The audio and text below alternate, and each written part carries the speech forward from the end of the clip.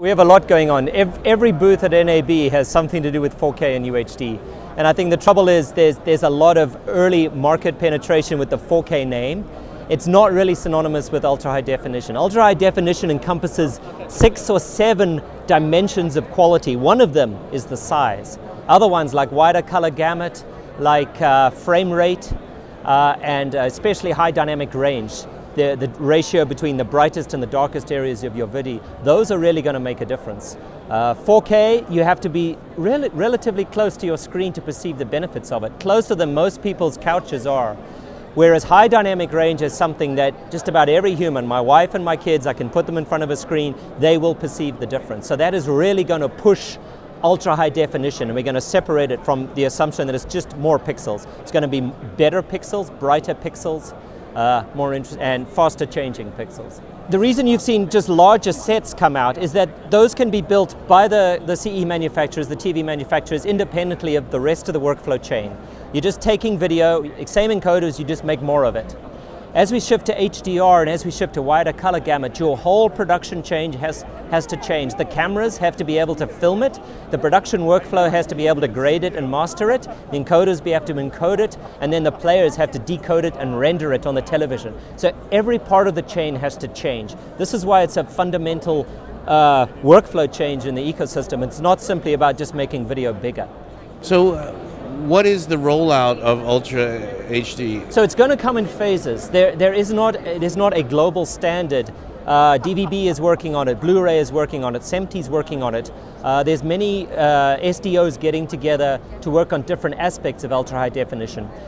It's going to come out in phases. We're going to see higher frame rates probably first with some limited HDR or maybe very vendor-specific HDR. And then maybe in 2 years' time or so, we'll start seeing more standardized HDR coming out with the higher frame rates being the norm. So it's going to evolve in time. It's a very difficult time as a consumer to decide to purchase a 4K TV because you're buying it, what version of HDR and what frame rate support and what codec support, say for HEVC, are you buying into at any one time? So as a consumer, you've got to be careful. But as an industry, we're definitely moving in this phased approach to a really improved over-the-top and television-like experience. And how does that work in terms of demands on the network, what you guys are doing with Ultra versus 4K? Bit rates are up. So with HEVC at 2160, depending on the content, 15 megabits per second today is considered a minimum. If you have a stationary talking head, you might get it down to 10 megs. Sports games, you might want to go higher. It's a ratio of perceived quality to throughput. The higher your bitrate, the less people can actually view it without rebuffering. So you want to pick a middle ground. The demo we're doing on our booth is at HEVC 2160p, 50 frames per second at 15 megabits per second.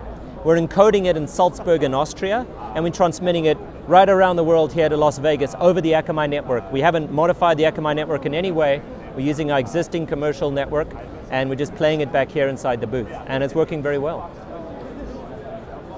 And MPEG- is the format, by the way, on that. Yes, and that sort of brings me to another question. In terms of Ultra HD, will this roll out through the national and international broadcasters, or it'll be more of an OTT rollout? How will it roll out? It'll probably be OTT first, just because you don't have to modify your towers and all your terminals and your receivers and agree on a standard in order to test it.